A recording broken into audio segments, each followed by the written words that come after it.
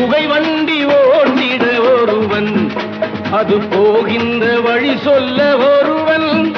அந்த இருவரை நம்பிய மனிதன், அவள் இடையினில் நினைப்பவன் இறைவன். இறைவனும் மனிதனும் பயணம் செய்தாலே எவரை எவர் வெல்லுவாரோ, எவரை எவர் வெல்லுவாரோ.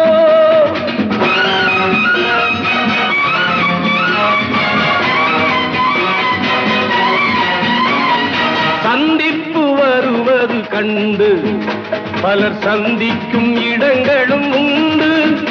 அவர் சொந்தங்களாவதும் உண்டு, அது தொடர்கதையாவதும் உண்டு.